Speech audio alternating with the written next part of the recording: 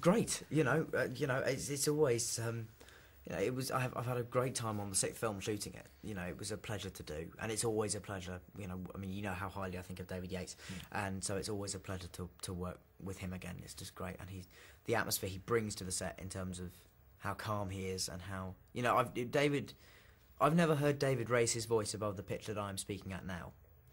I've never heard him go beyond that. He's a very quiet man, but absolutely just lovely guy.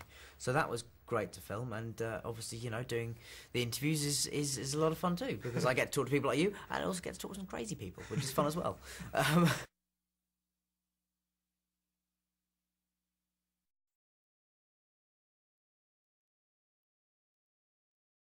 I think one major difference between Harry in the other films and Harry in this one is that in all the other films, he's always known about Voldemort, and he's always been sort of endlessly talking about what he's going to do and how he's going to get him, and sort of vowing revenge and things, but he's never done anything towards it. And in this film, we finally start to see him take some steps to actually fighting him, under obviously the supervision of Dumbledore.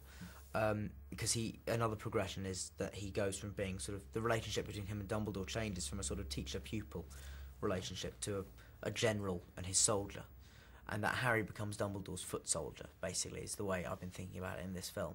And he's there to do the groundwork and to get the information out of people like Slughorn and things like that. So that was a very big difference in this film, which meant I got to work with Michael Gambon loads, which was fantastic, because he's great and he's a really good laugh as well. So.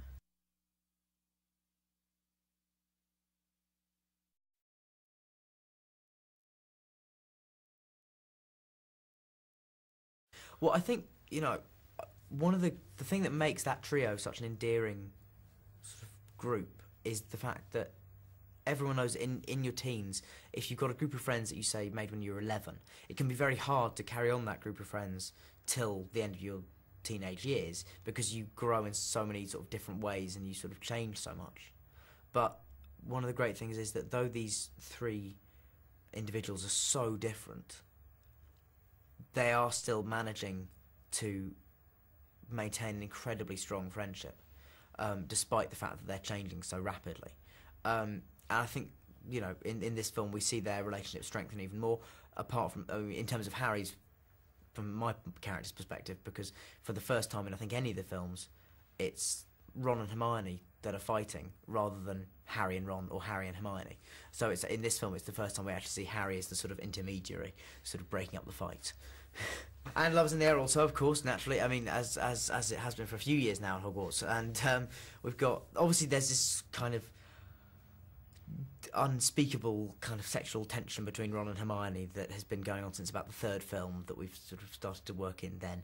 And then, but then, you've obviously got Ron and Lavender, who's Ron's girlfriend for a portion of this film, and Harry and Ginny, which is a much less comical, much more sort of tender relationship than the sort of carnal delights of Ron and Lavender.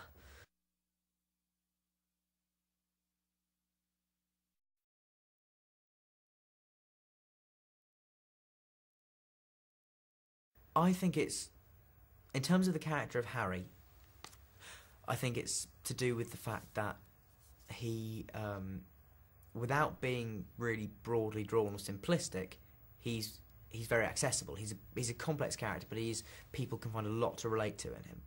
And I also think that it's to do with magic. I mean, magic is a thing that exists in all cultures, in the mythology of every country, in all cultures like that. And so to see sort of, this is quite an English version of magic, and I suppose that is something that can translate worldwide. The idea of it's the ideas of the impossible coming true and being attainable, that I think probably fascinates people and kind of entrances them.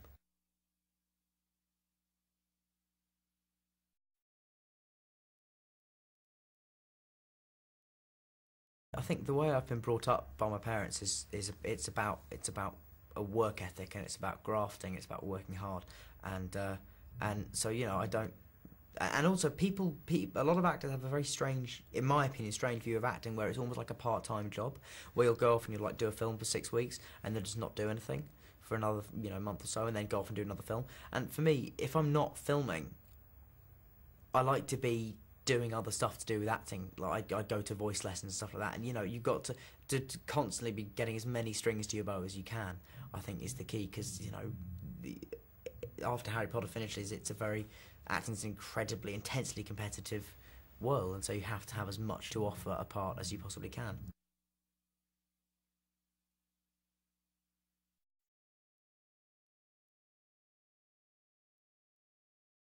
I'm really pleased, actually. It's an interesting thing, though, because a lot of people have assumed it's going to be two films of the normal length of a Harry Potter film, 2.5, 2 and 3/4 hours. I'm not sure it will necessarily be that much. It might be that it's two films of 1 and 3/4 hours or something like that. So it's going to be possibly more manageable than people think. And we are going to shoot it as one. So in terms of the filming of it, it really won't change anything for me. But I'm very pleased because in the fourth film, you can cut out the bit about the house elves, and it won't take away from the main story.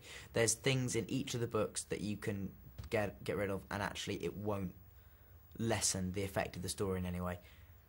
However, if you take away anything from the seventh book, you miss something, because there's really, in a funny way, there's almost no subplots in the seventh book. It's one very, very direct through line in terms of the story, and if you cut any of it, well, I mean, you can't, because it's all vital. So you do really need two films to do the book justice, I think.